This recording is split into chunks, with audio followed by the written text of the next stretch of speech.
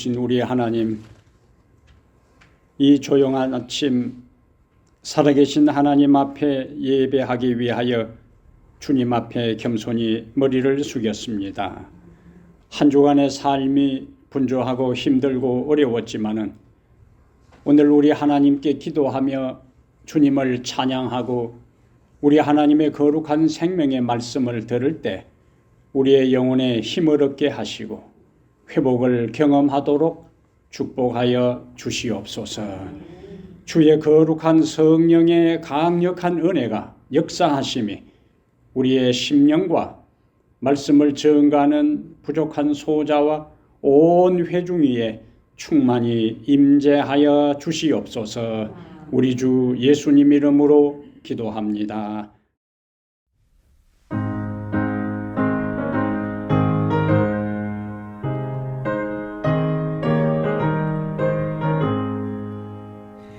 함께 주님을 찬양하세.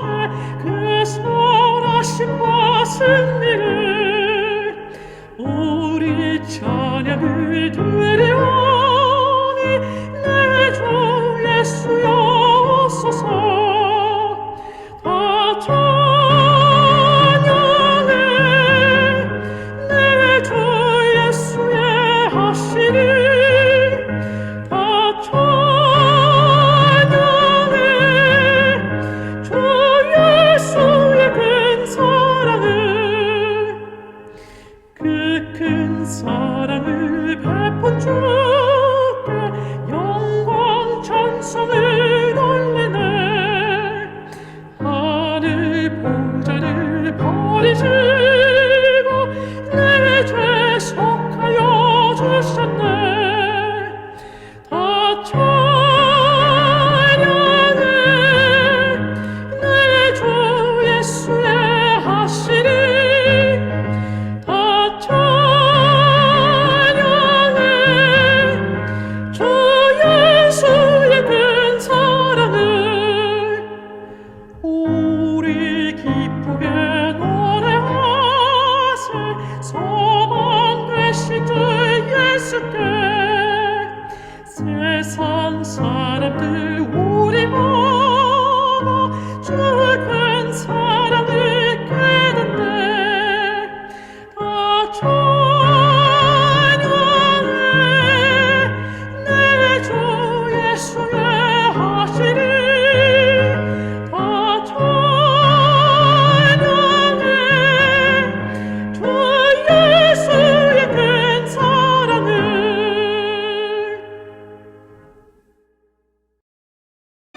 기럇 여아림 사람들이 와서 여호와의 궤를 옮겨 산에 사는 아비나답의 집에 들여놓고 그의 아들 엘리야사를 거룩하게 구별하여 여호와의 궤를 지키게 하였더니 궤가 기럇 여아림에 들어간 날부터 20년 동안 오래 있은지라. 이스라엘 온 족속이 여호와를 사모하니라.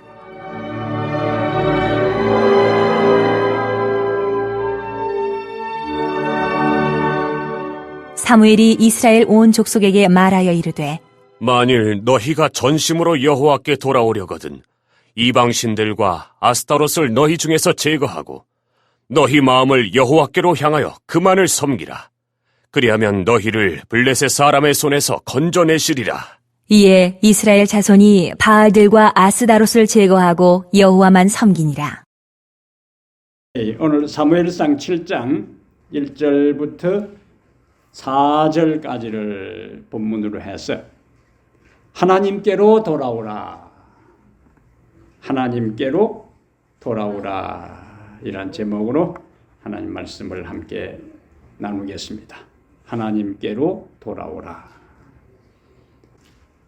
우리가 화요일 저녁에 사무엘상 강해 설교를 하는데 통역하는데 계시록을 하면은 조금 어렵다 해서 오늘 일단 연장선에서 사무엘상 공부를 계속하겠습니다.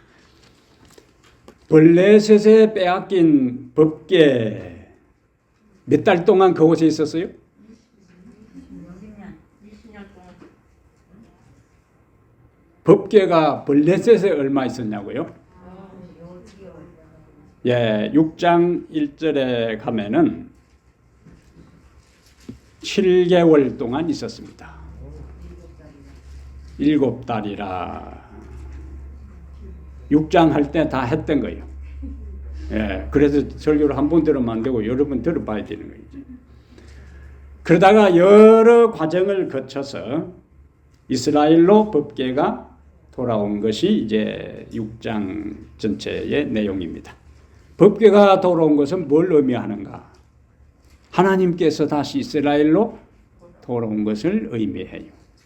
법궤가 돌아왔고 법궤와 함께 하나님께서 이스라엘로 돌아왔어요. 근데 하나님을 떠난 이스라엘은 하나님께로 돌아오지 않았어요. 여기 오늘 1절에 보니까 2절에 괴가 기럇 여아림에 들어간 날부터 20년 동안 오래 있은지라. 그러니까 그 20년 동안에는 이스라엘 백성들이 하나님을 찾지 않았다는 거예요. 그러다가 하나님을 사모하는 일들이 일어나게 됩니다. 이런 상황에서 오늘 본문에 선지자와 제사장과 그리고 사사의 직분을 가진 사무엘이 등장해요. 사무엘은 3장까지 등장하다가 4장, 5장, 6장에서 사무엘은 사라져요. 그리고 법궤가 빼앗긴 것과 블레셋의 법궤가 하나님께서 맹무활약을 하는 것과 여러 과정을 거쳐서 법궤가 이스라엘에 돌아온 이야기가 6장까지 있습니다. 그런데 4장, 5장, 6장에 침묵을 지켰던 사무엘이 오늘 7장에 등장해서 온 이스라엘 족속에게 하나님께로 돌아오도록 호소해요. 백성들이 그 호소에 반응합니다. 그리고 하나님께로 돌아와서 헌신을 새롭게 하는 것이 7장 전체에 나타나 있어요. 오늘 본문은 하나님께로 돌아오라고 했는데 하나님께로 돌아가는 것이 무엇인가? 그게 첫 번째 우리가 이제 정리해야 할 내용입니다. 하나님께로 돌아가는 것이 뭐냐? 그 다음에 두 번째는 어떻게 하나님께로 돌아갈 수 있는가? 이 두 가지 문제를 오늘 본문을 통해서 하나하나 살펴보겠습니다. 여호와께로 돌아가는 것은, 하나님께로 돌아가는 것은 죄로부터 돌아서서 하나님께로 돌아가는 거예요. 죄로부터 돌아서서 하나님께로 돌아가는 거예요. 이것이 하나님께로 돌아가는 것의 의미가 됩니다. 우리가 스가랴서를 14장까지 이제 다 공부를 했는데 스가랴 1장 4절에서도 너희가 악한 길, 악한 행위를 떠나서 하나님께로 돌아오라 그랬어요. 악한 길과 악한 행위를 떠나서 하나님께로 돌아오라. 그러므로 하나님께로 돌아오라 하는 말은 회개하라는 말씀이에요. 하나님께로 돌아오라 하는 것은 무슨 의미라고요? 회개하라. 그럼 우리가 어떻게 하나님께로 돌아갈 수 있는지를 오늘 본문을 통해 하나하나 살펴보겠습니다. 2절에 보면은, 2절 하단에 보면은 이스라엘 온 족속이 여호와를 사모하니라. 이스라엘 온 족속이 여호와를 사모하니라. 그런데 여기 사모한다 하는 말을 영어 성경에는 all the people of Israel 해놓고 mourned 그렇게 했어요. 슬퍼했다. 통곡했다. 그리고 하나님을 찾았다. 그 사모하다는 우리 이 간단한 한글 성경을 영어 성경에는 슬퍼하고 하나님을 찾았다. 몇 년 만에? 20년 만에. 20년이라는 긴 세월 동안 그들은 법궤에 관심을 가지지 않았어요. 그 다음에 하나님을 찾지도 않았습니다. 그러다가 이제사 하나님을 찾기 시작한 거예요. 그 20년 동안 하나님을 찾지 않았다는 것은 20년 동안 우상숭배에 빠져 있었다는 것이고, 그들이 우상숭배에 빠져 있는 동안 그에 대한 행벌로서 블레셋의 지배를 받고 있었어요. 블레셋의 지배를 받고 있다 보니까 그들의 생활은 말할 수 없이 비참한 상태에 있었어요. 그런데 그들이 지금 뭐 하고 있어요? 사모하다 하는 것이 두 가지 의미를 했죠. 하나는 슬퍼하고 하나는 하나님을 찾고. 그러면 그들이 지금 슬퍼하는데 왜 그들이 슬퍼했을까? 그들은 자신들의 삶이 고달프고 블레셋의 압제가 힘들어서 슬퍼한 것이 아니었어요.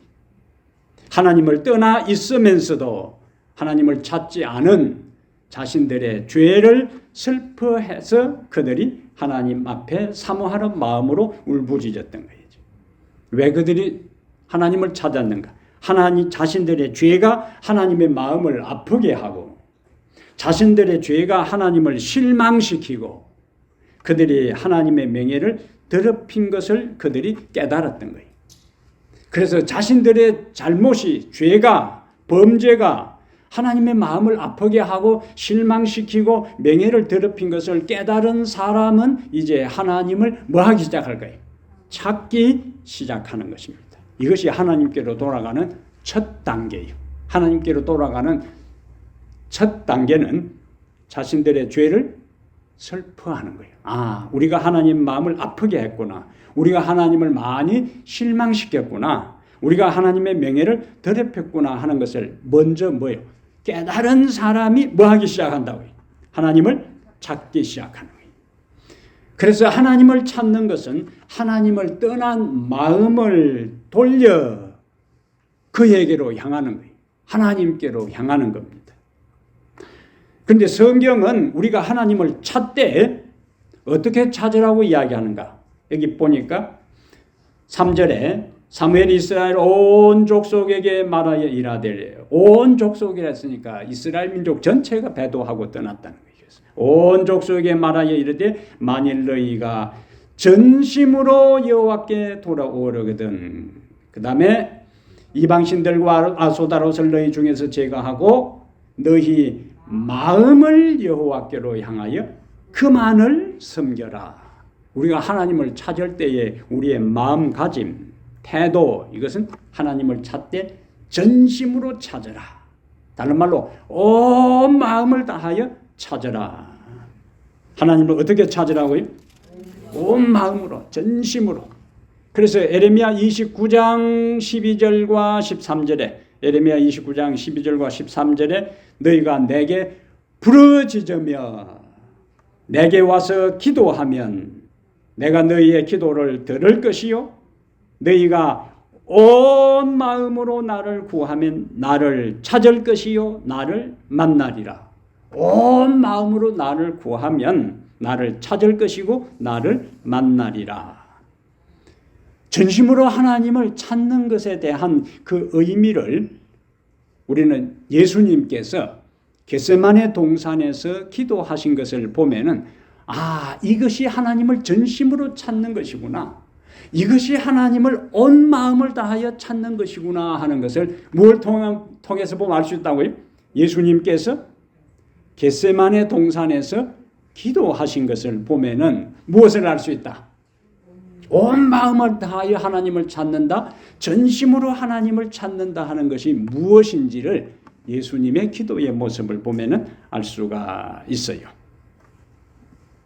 하나님을 전심으로 찾는다, 온 마음으로 찾는다는 것은 절실하게 찾는 것을 이야기해요. 무슨 마음으로요? 절실한 마음으로. 벌써 그 말만 들어도 절실하게 느껴지잖아요. 이제. 어떻게 찾아요? 절실하게. 절실하게가 아니고 절실하게. 벌써 느껴지잖아요. 느껴지는 거죠. 우리가 하나님을 찾되 절실하게. 누가복음 22장 44절에 예수님께서 겟세마네 동산에서 기도할 때의 모습이. 자, 십자가 처형을 앞두고 있습니다. 십자가 고통은 당시 사람들에게 있어서 십자가 고통은 십자가 이야기만 들어도 몸이 오싹할 정도로 고통스러운 거예요. 옛날 일제시대에 아이들 울면은 순사운다 하면 아이들이 울음을 뚝 거쳤다고 하는데 그만큼 악랄했다는 거거든요. 십자가 고통은 일반 사람들에게는 그 떠오르기도 싫은, 말하기도 싫은 주저되는 그러한 것이 십자가 고통인데, 예수님은 지금 인간으로서 이 세상에 오셔서 인간으로서 인간 구원을 위해서 지금 그 과정을 거치고 있는데, 지금 그 십자가를 그가 앞두고 있어요.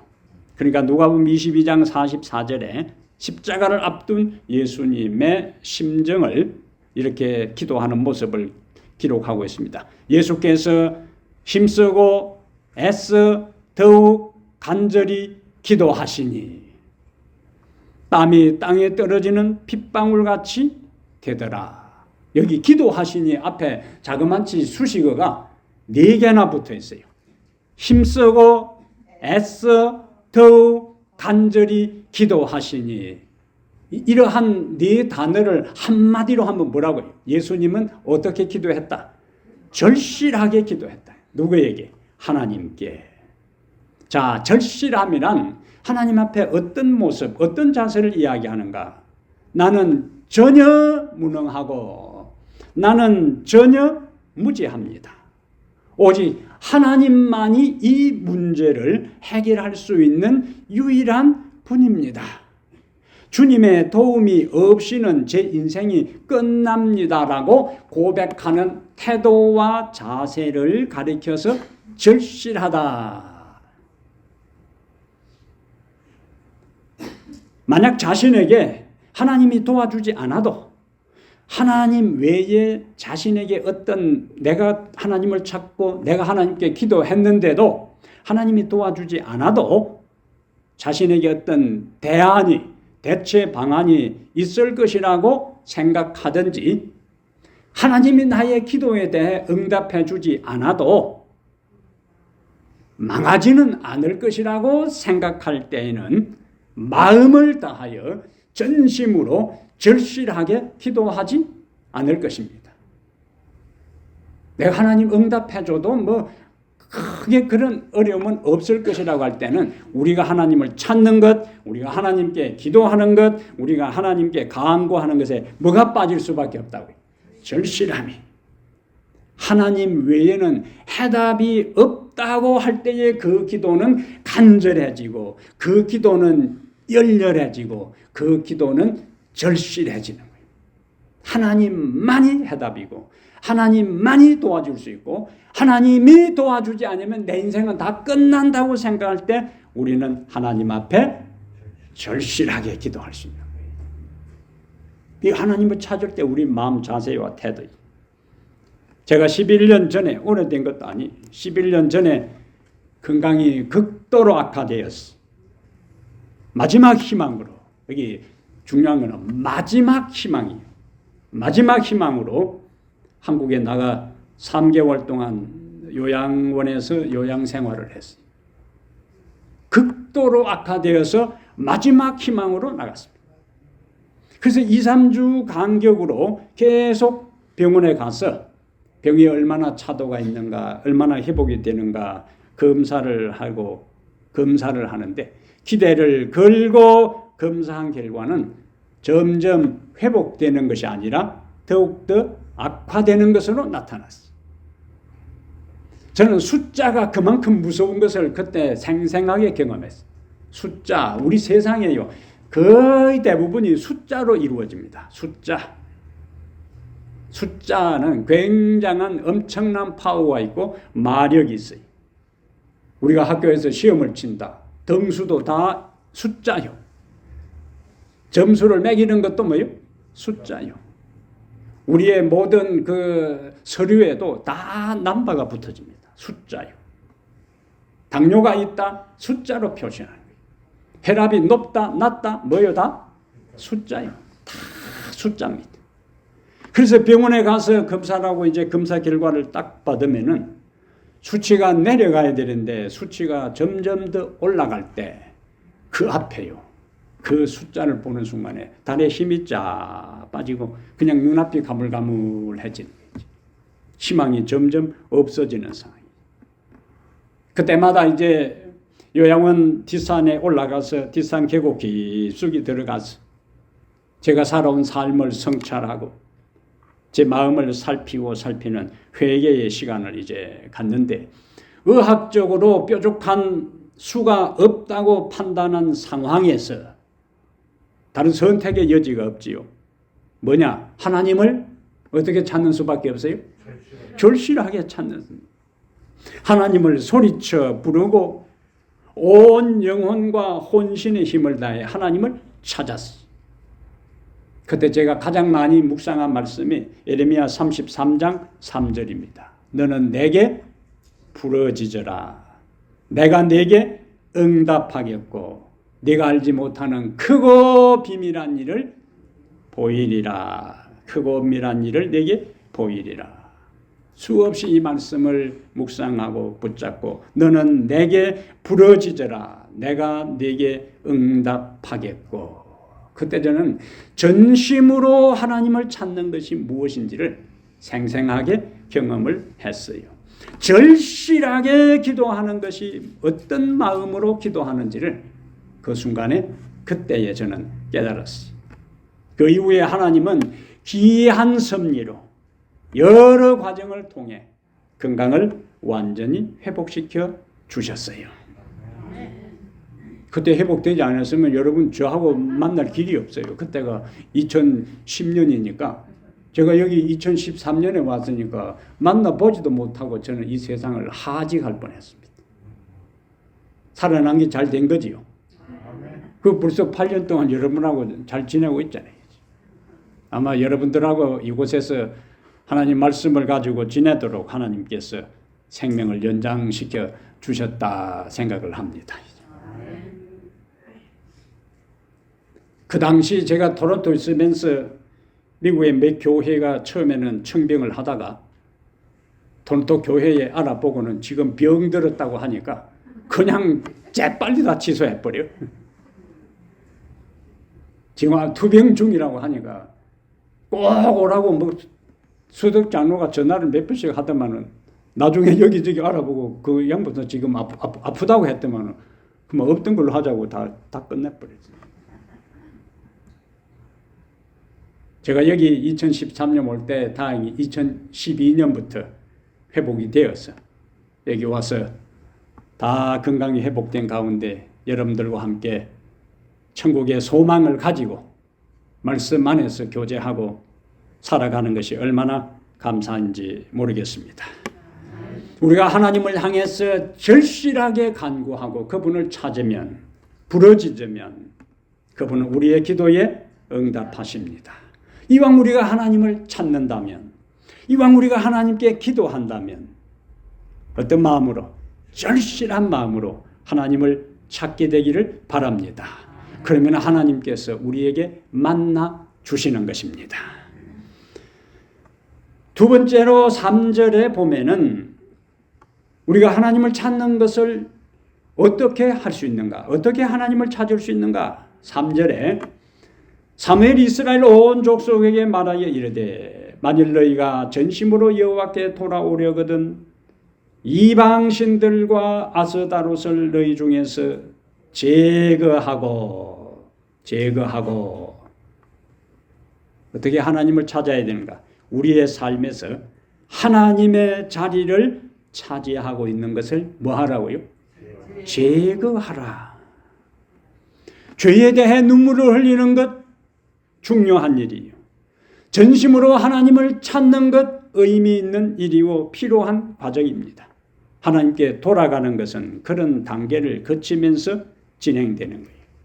그러나 하나님께로 돌아가는 회개는 단순한 감성적 반응을 넘어서 구체적이고 실제적인 행동으로 나아가야 하는 거예요. 그것이 오늘 3절의 말씀입니다. 자, 사무엘은 백성들에게 뭐라고 외치는가?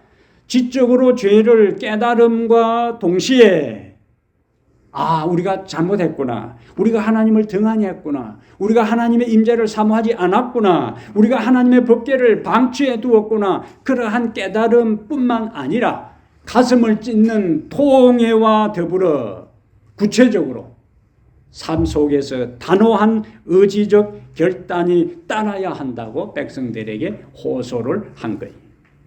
죄를 깨닫고 가슴으로 그것을 뉘우치고 우리의 삶에서 의지적인 단호한 뭐가 필요하다. 결단. 단호한 무엇이 필요하다고요?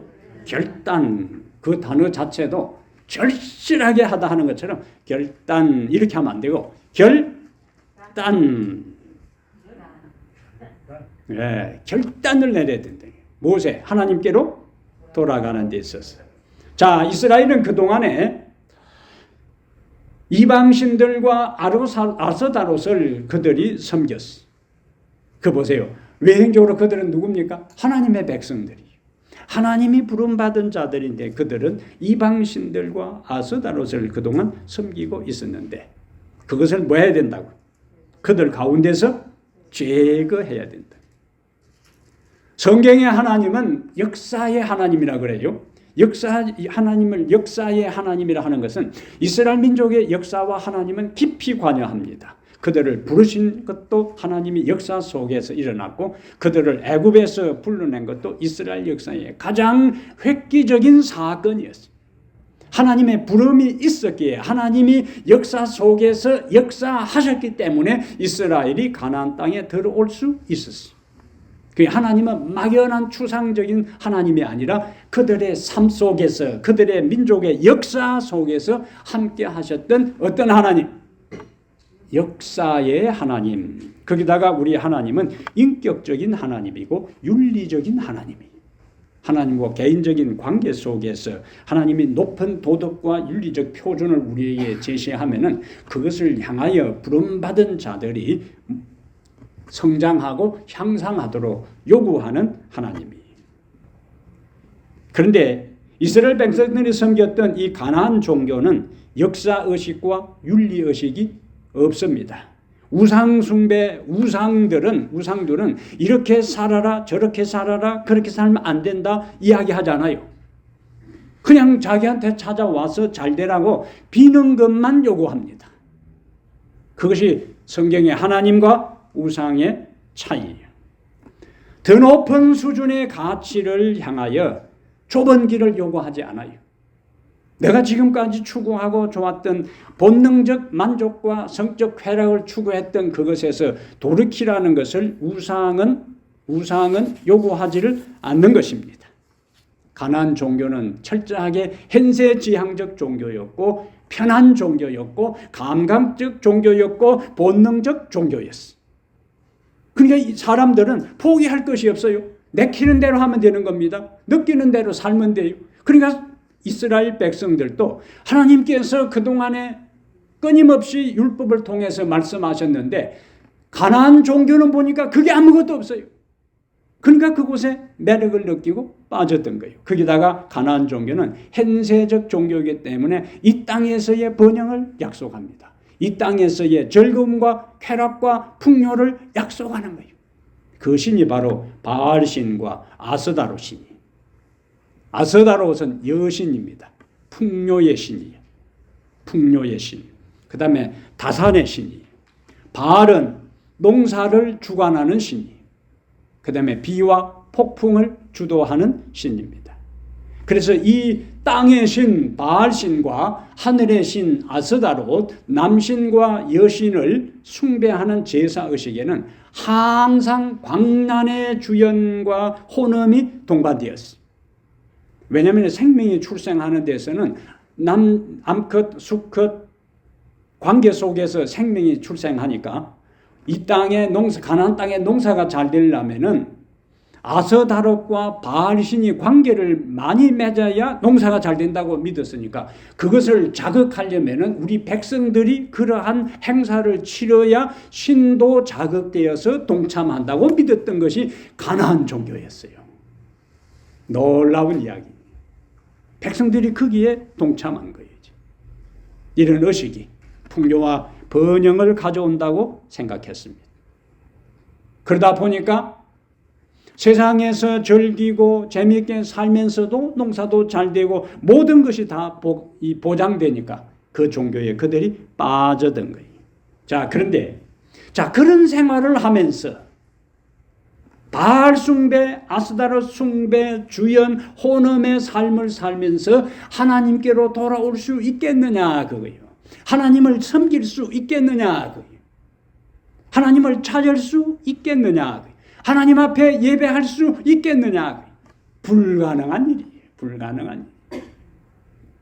이스라엘 온 나라 구석구석에, 이스라엘 각 가정의 중심부에, 백성들의 마음에 바알과 아스다롯이 자리 잡고 있는 겁니다. 이것을 단호히 결단하여 뭐 해야만이, 제거해야만이 그들이 하나님께로 돌아올 수 있었어요. 이러한 가르침은 성경 여기저기 다 나옵니다. 하나님께로 돌아오면 어떻게 해야 되는가? 여호수아 24장 14절에도 여호수아는 마지막 눈을 감기 전에 이스라엘 백성들에게 고별 설교로 그 마지막 메시지를 남겨요. 마지막 유언입니다. 유언. 여호수아 24장 14절에 그러므로 이제는 여호와를 경외하며 온전함과 진실함으로 그를 섬기라. 그러면서 이렇게 이야기해요. 너희의 조상들이 강 저쪽과 애굽에서 섬기던 신들을 치워버리고 뭐요? 우상들을 뭐 하고요? 치워버리고 여호와만 섬기라.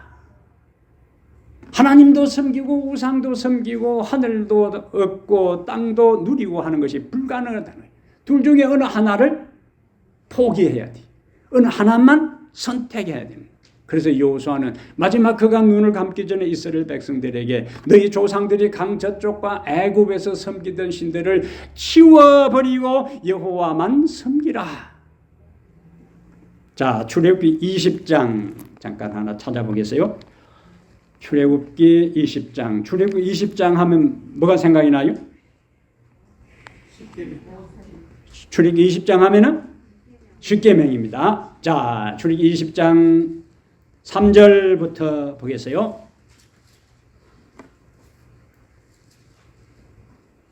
너는 나 외에는 다른 신들을 내게 두지 말라. 너를 위하여 새긴 우상을 만들지 말고 또 위로 하늘에 있는 것이나 아래로 땅에 있는 것이나 땅 아래 물속에 있는 것에 아무 형상도 만들지 말며 5절 그것들에게 절하지 말며 그것들을 섬기지 말라. 그것들에게 절하지 말며 그것들을 섬기지 말라. 하나님의 백성이 하나님을 섬기고 우상을 동시에 섬길 수는 없다. 자, 이스라엘이 이유 없이 하나님을 떠나지 않았습니다.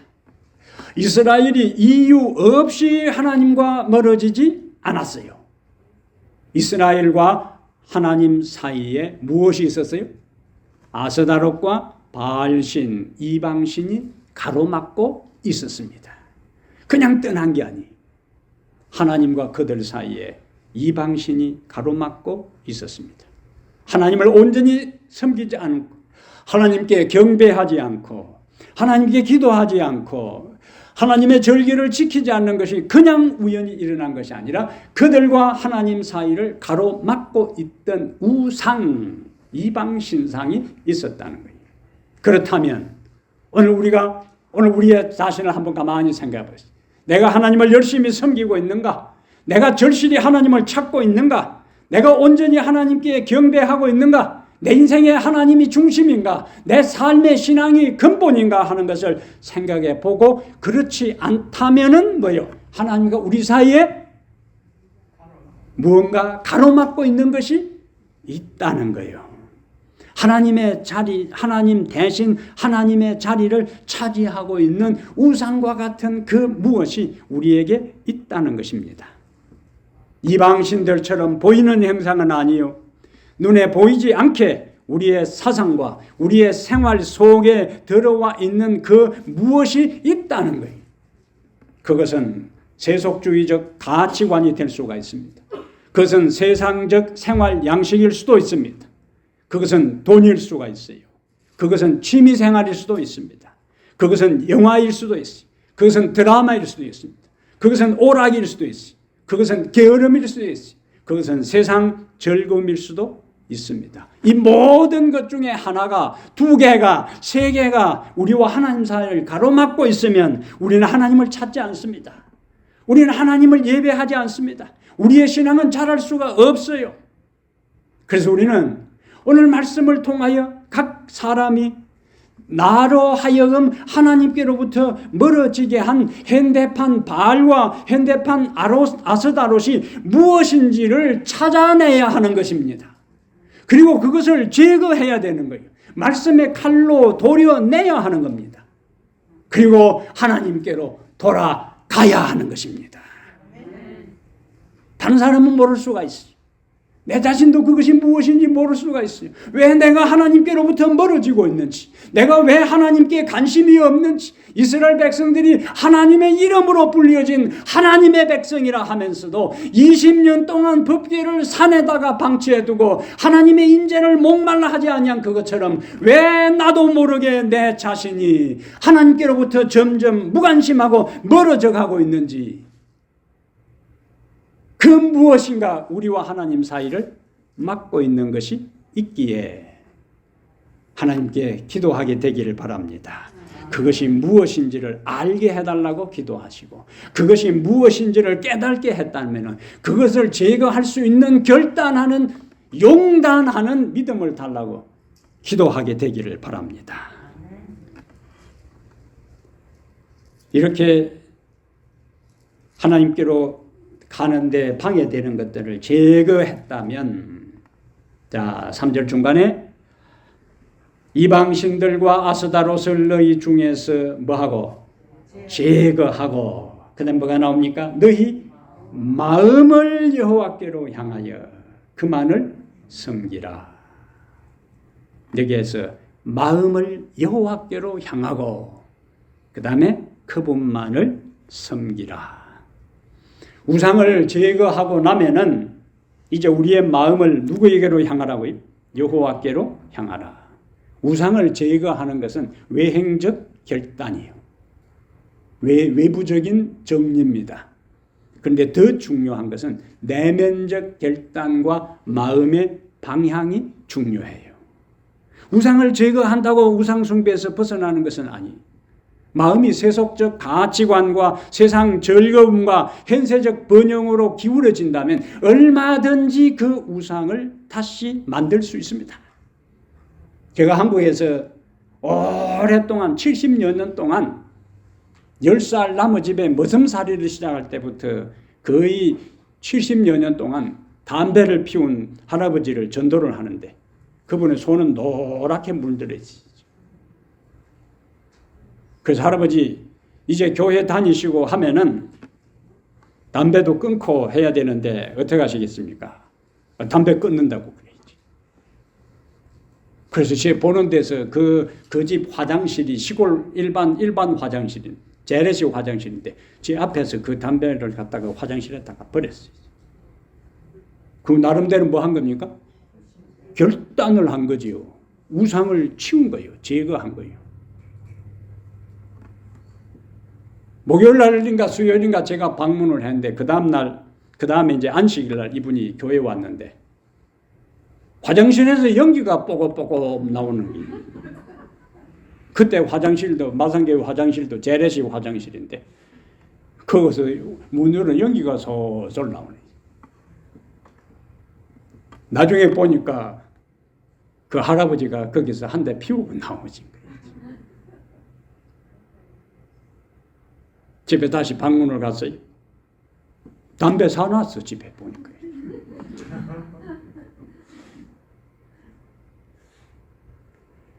그 따님이 보니까 아버지가 목사님 왔을 때는 담배를 화장실에 버렸는데 목사님 떠나시고 난 다음에 방을 헤매더라는 거예요. 구석구석을 혹시 담배 한 가지 어디 떨어져 있지 않나 싶어가지고. 그래도 없으니까 그냥 안 되겠다 하고 가서 신탄인지 뭔지 하는 담배를 갖다가 화랑민지에 가서 사와가지고는 이제 그냥 또 피운 거죠. 외형적으로 무엇을 제거했다 해가지고 마음이 움직이지 아니하면 마음이 바뀌지 않으면 그것은 말짱 도루묵이요. 아무 소용없습니다. 그래서 하나님께서는 모든 그 우상을 너희 중에서 제거하고 뭐라고 했어요? 마음을 여호와께로 향하여. 이 마음이 어디로 기울어져 있느냐? 마음의 방향이 인생의 영원한 운명을 결정해요. 마음이 어디로 향하냐에 따라서 우리의 삶이, 우리의 행동이, 우리의 모든 것이 그쪽으로 기울어지게 돼 있어요. 탕자가 집을 나갈 때는 그의 마음이 어디에 있었어요? 세상에 있었어요. 친구들하고 어울리고 여자들하고 어울리고 하는 거기에 있었기 때문에 나갔어요. 마음이 있는 곳을 움직이게 돼 있어요. 그러다가 쫄딱 망하고 아무도 찾는 사람도 없고 와주지도 않고 밥 한 끼도 안 대접 안 해주니까 이제 그의 마음이 어디로요? 아버지께로, 고향으로 향했어요. 내가 우리 집에 돌아가면은 우리 집에는 먹을 거는 충분한데 차라리 내가 들판에 머슴들하고 같이 일은 하더라도 배는 골지 않을 텐데 하고 그의 마음이 고향으로, 그의 마음이 아버지께로 향하니까 주저되지만은 머뭇거리지만은 내키지 않지만은 움직이잖아요. 그리고 그의 모든 삶이 회복되는 것입니다. 무엇에 마음을 주고 마음이 어디를 향하느냐 하는 것은 이렇게 중요한 거예요. 오늘 안식일 여러분의 마음이 하나님께 있었기 때문에 이 교회에 나오신 거예요. 오늘 여러분의 마음이 교회에 있고 하나님을 찾고자 하는 마음이 있었기 때문에 이곳에 나왔잖아요. 돈의 마음이 있었고 사업의 마음이 있는 사람은 그것을 위해 그 현장에 있을 거예요. 친구를 만나고 즐겁게 노는 데 관심 있는 사람은 친구를 만나는 데 시간을 보내고 있을 거예요. 무엇이 중요하다고요? 마음의 방향. 마음이 중요할 뿐만 아니라 그 인생의 마음의 방향에 따라서 우리의 말과 우리의 행동과 우리의 삶의 모든 것이 달라집니다.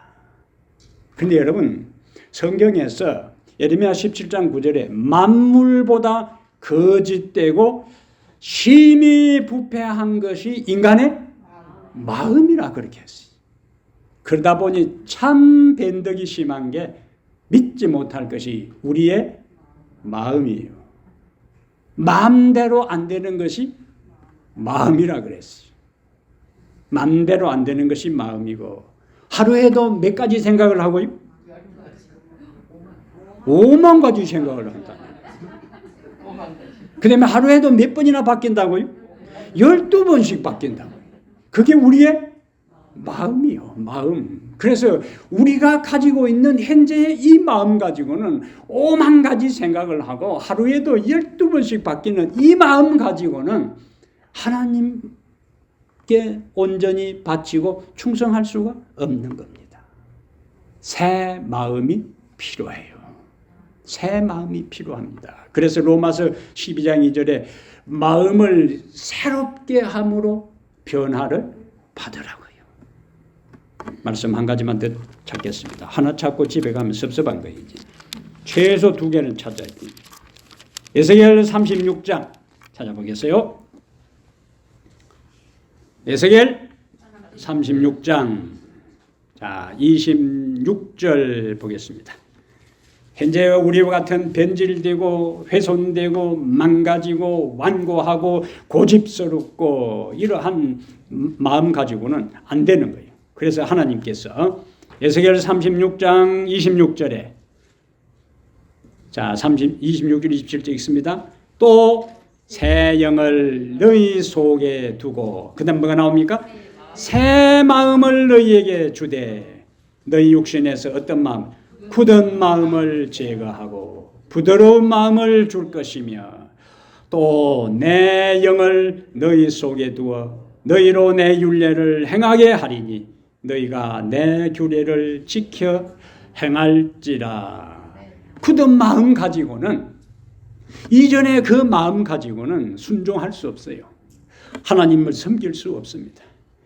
하나님의 성령이 우리 속에 임하셔서 우리의 마음을 새롭게 하고 새 마음, 심장 이식 수술하는 것처럼 하나님의 마음, 예수의 마음을 성령이 우리에게 임플란트, 새 이식시켜 주실 때에 비로소 우리는 하나님의 말씀을 순종하고 그분을 섬기고 그분께 충성할 수 있습니다. 성령이 우리의 마음을 변화시키니 우리의 마음은 절대로 우리가 바꿀 수가 없습니다. 그러므로 하나님의 거룩한 성령이시여 내 마음을 변화시켜 주십시오. 굳은 마음 대신에 어떤 마음을? 부드러운 마음을, 완고하고 고집스러운 마음 대신에 순종하는 마음을, 세상으로 향하는 마음 대신에 하나님을 향하는 마음으로 믿음을 중심에 두고 하나님을 가슴에 품고 살아가는 그 마음을 달라고 기도하게 되기를 바랍니다.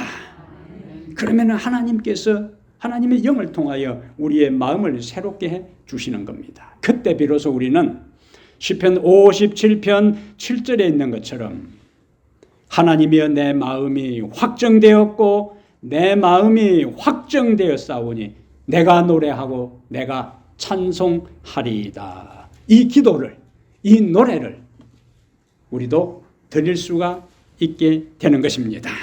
매 순간 성령의 도움을 간구하면 우리의 마음을 새롭게 하사 하나님께로 우리의 마음을 향하게 하나님께서 역사해 주실 것입니다.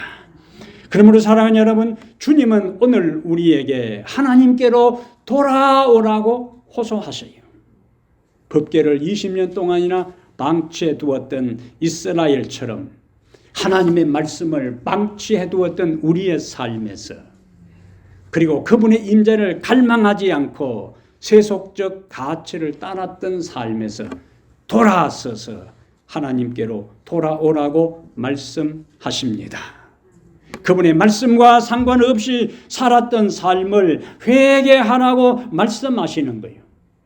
하나님 대신 섬기고 있는 현대판 우상, 하나님 자리를 차지하고 있는 우상, 하나님보다 더 사랑하고 더 관심을 갖고 더 추구하는 우상, 하나님과 나 사이에 자리 잡고 있는 우상을 찾아내서 그것을 치우고 그것을 제거하고 그것을 도려내고 하나님께로 돌아오라고 말씀하시는 것입니다.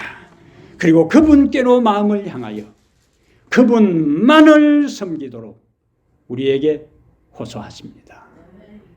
그러므로 사랑하는 여러분, 오늘 이 시간 우리의 마음을 하나님의 말씀 앞에 되돌아보고 하나님과 나 사이를 가로막고 있는 것이 무엇인지 하나님의 성령께서 깨닫게 해 주실 때에 그것을 제거하고 참으로 절실한 마음으로, 참으로 간절한 마음으로, 참으로 절절한 심정으로 하나님을 찾고 그분의 임재를 경험하고 그분의 말씀을 따라서 성령이 우리의 마음을 변화시키고 새롭게 하는데 반응하여 그분께로 돌아가 그분을 섬기고 그분을 찬양하고 그분께 영광 돌리며 살아가는 하나님의 참된 백성 되기를 주의 이름으로 축복합니다.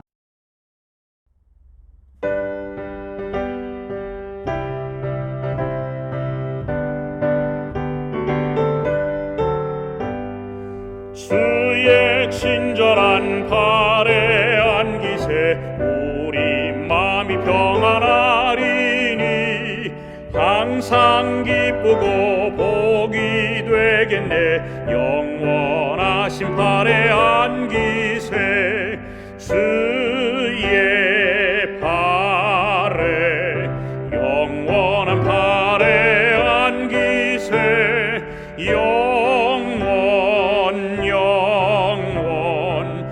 영원하신 발에 안기세 날이 갈수록 주의 사랑이 두루 광명하게 비치고 천국 가는 길 편히 가리니 영원하신 발에 안기세 주의 발에 영원한 발에 안기세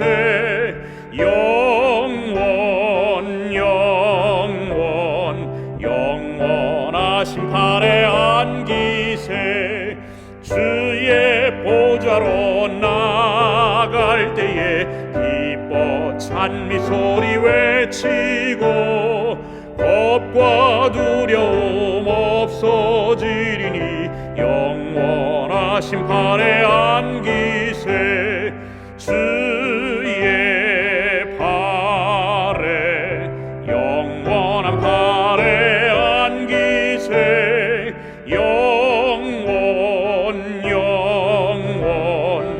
영원하신 발에 안기세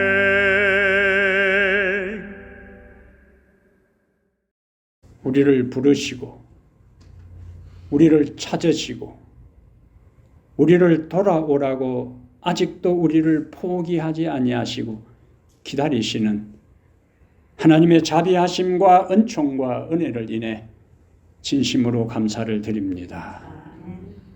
20년 동안 법궤를 방치하고 하나님의 임재를 그리워하지 아니했던 이스라엘 백성들의 모습은 바로 오늘 이 시대를 살아가는 우리의 모습임을 깨우쳐 주시니 감사합니다.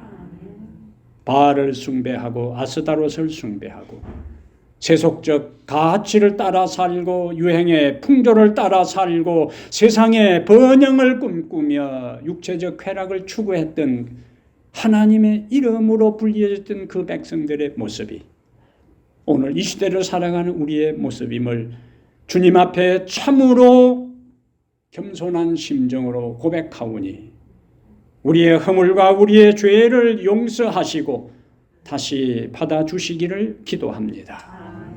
하나님을 그냥 멀리 떠난 것이 아니고 하나님이 그냥 우리에게 무관심해지는 것이 아니라 하나님과 우리 사이를 가로막고 있는 그 무엇 현대판 바알과 아스다롯이 있기에 하나님을 점점 멀리하고 주님에 대한 목마름과 갈증과 사모함이 없었던 우리의 죄를 용서해 주시기를 기도합니다.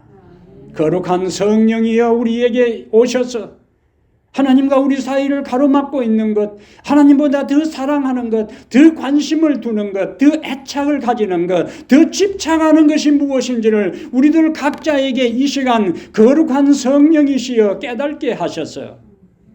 그것을 제거할 수 있는 결단하는 믿음을 주시고 그것을 없앨 수 있는 용단하는 신앙을 우리에게 주셔서 하나님께로 돌아가게 해 주시옵소서. 하나님을 다시 찾게 하여 주시옵소서. 절실한 마음으로 간절한 심령으로 열렬한 마음으로 하나님의 이름을 부르게 하시고 그 하나님을 발견하고 찾은 다음에 세상으로 다시 마음을 향하지 않고 하나님께만 마음을 향하여 주님만 섬기고 살아가는 하나님의 참된 성도들, 하나님의 백성들 되게 우리를 변화시켜 주시옵소서. 우리 주 예수님 이름으로 간절히 기도하옵나이다. 아멘.